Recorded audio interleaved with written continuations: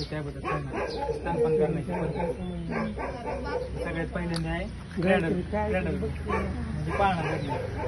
ही सगळ्यात सामान्य स्थिती आहे, कारण त्यामध्ये सर्वात जास्त नियंत्रण भेटते आपल्या बाळावर. त्यामध्ये या स्थितीमध्ये तुमच्या बाळाला छातीजवळ ठेवायचं आहे, जेणेकरून त्याचं डोकं आपल्या कोपऱ्याला जाईल. नंतर तुमच्या बाळाच्या उर्वरित शरीराला आधार देण्यासाठी तुमचा दुसरा हात तुम्ही त्याच्या शरीराला आधार देण्यासाठी वापरू शकता. झाली पहिली पाळणा धरणे.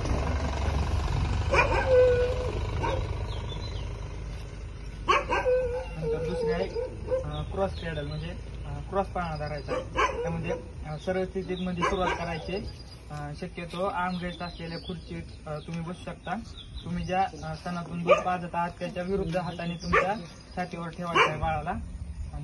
तुमच्या उजव्या स्तनासाठी तुमचा डावा हात वापरा आणि डाव्या स्तनासाठी तुमच्या उजव्या हाताचा वापर करायचा. झाली दुसरी पद्धत.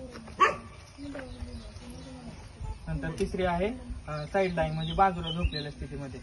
बाजूला झोपलेल्या स्तनपानाच्या स्थितीमध्ये तुम्हाला तुमच्या बाजूला झोपायला लागेल आणि तुमच्या बाळाला तुमच्याकडे तोंड करून असं पोट ते पोट झोपवायचं आहे. तुमच्या बाळाला आधार देण्यासाठी तुम्ही आडवे नसलेल्या हाताचा वापर करा आणि आवश्यक असल्यास तुमचे स्तनकप करा. झाली तिसरी.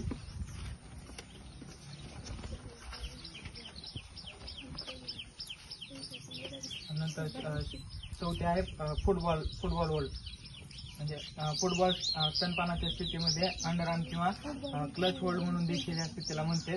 तुमच्या बाळाला तुमच्या स्तनाकडे तोंड देऊन ठेवायचं आहे आणि आपला कोपर वाकून त्यांना तुमच्या बाजूला ठेवायचं आहे.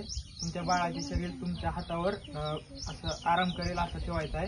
आपल्या बाळाच्या डोक्याला आधार देण्यासाठी आपला हात वापरण्याची खात्री करून घ्यायची आहे आणि आवश्यक असल्यास तुम्ही तुमच्या स्तनाला आधार देण्यासाठी तुमचा मोकळा हात वापर करू शकता.